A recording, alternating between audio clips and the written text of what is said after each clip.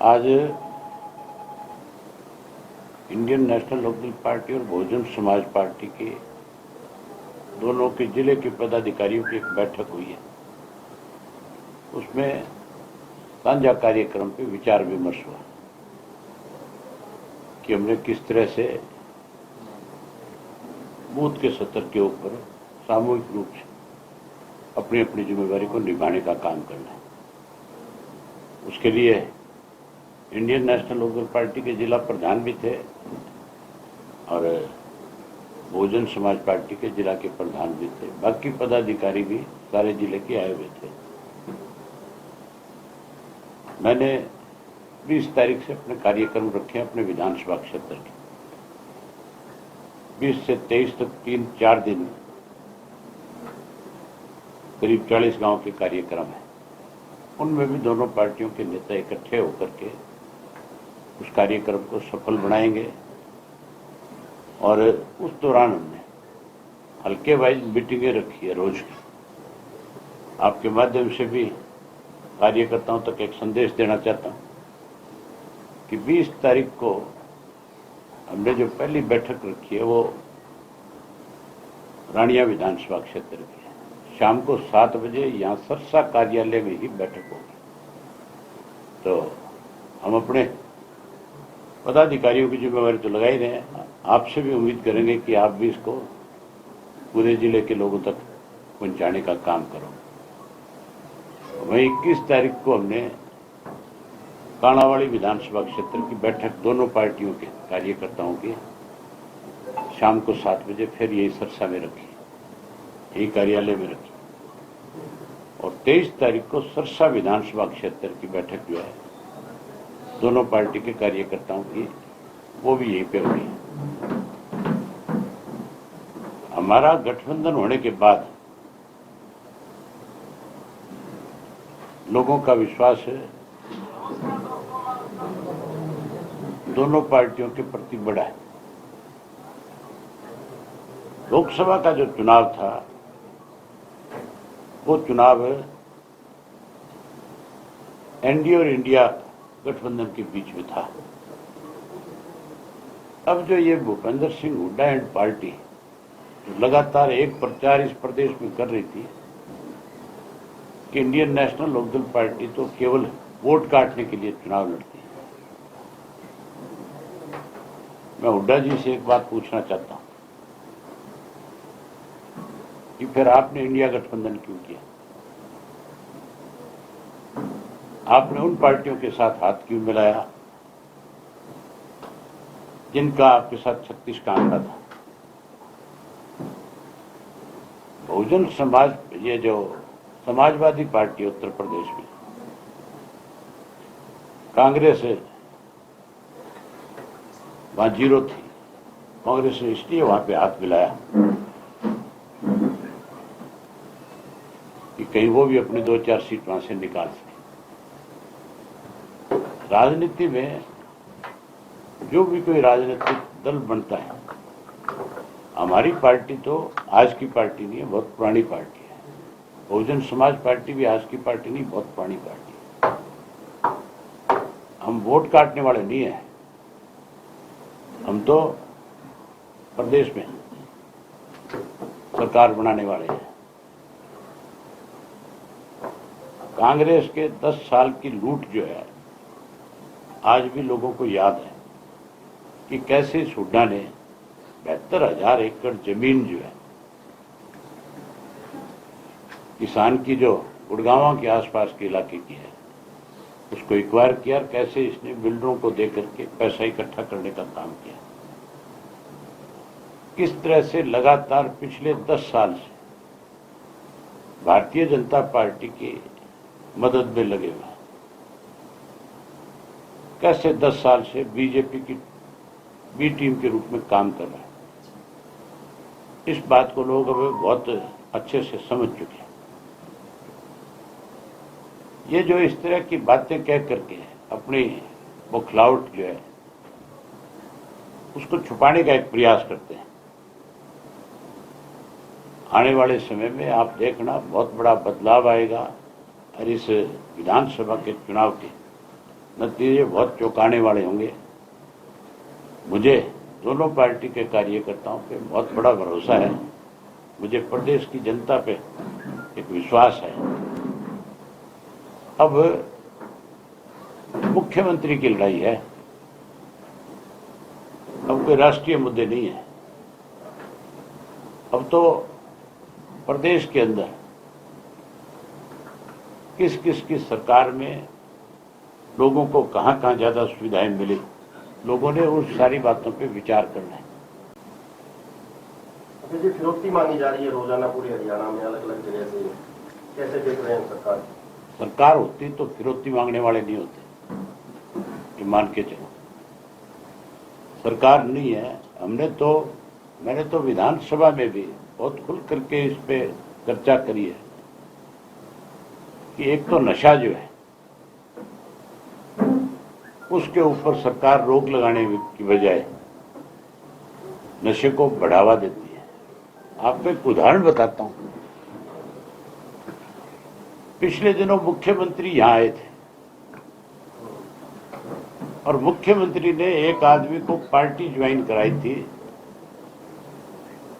जिसका नाम था, जो रोड़ी कालावाड़ी से जिसने चुनाव लड़ा था अकाली दल की टिकट, देसू जोधा। पूरा नाम क्या उसका? राजेंद्र देसू जोधा। उसको बाकायदा तौर पे मुख्यमंत्री ने आकर के पार्टी में शामिल कराया और इस तरह से एक मैसेज दे रहे थे कि वो पता नहीं कितना बड़ा नेता है।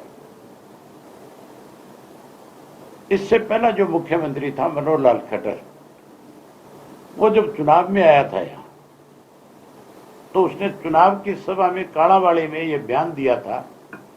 आप उस बयान को सोशल मीडिया पे देख सकते हो, अखबारों की सुर्खियां थी वो।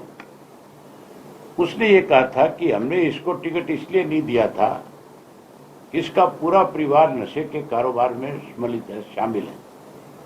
ये बात उसने कही थी और उसने ये कहा था ये भी उसमें शामिल है, उसके ऊपर भी आरोप लगाया था। एक मुख्यमंत्री भारतीय जनता पार्टी का एक आदमी पे आरोप लगाता है कि ये नशे के कारोबार में शामिल है पूरा परिवार, और उसको ये कह करके पार्टी से निष्कासित कर देता है। बीजेपी ने उसको निष्कासित किया। और दूसरा मुख्यमंत्री जो है उसी पार्टी का, वो आकर के उसको इस तरह का सम्मान देता है जैसे पता नहीं कितना बड़ा आदमी है। तो फिर नशे का कारोबार कैसे खत्म होगा?